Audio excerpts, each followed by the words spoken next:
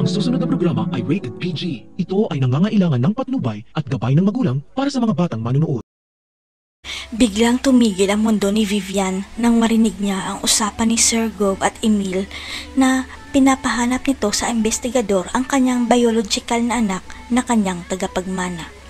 Hindi makakapayag si Vivian na mapunta sa iba ang kayamanan ng mga Palma, kaya naman pinaimbestigahan niya ang private investigator ni Sir Gove sa tauhan niya. Dito napag-alaman ni Vivian kay Neil na nagkaroon pala ng anak si Sir Gove sa dating kasambahay nito na si Carmen at ngayon pinapahanap nila kung sino ang nag-ampon sa bata.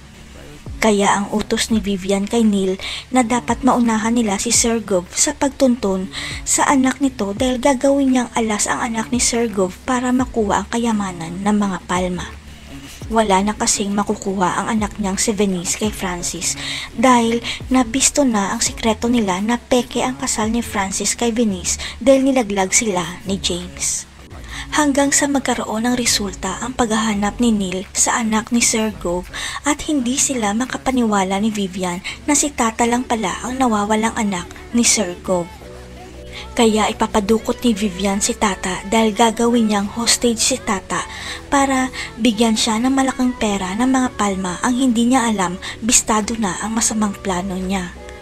Ang hindi alam ni Vivian, sinadya pala ni Sir Gove na iparinig sa kanya ang usapan nila ni Emil dahil alam niyang madali niyang mahanap ang anak niya kung si Vivian ang kikilos.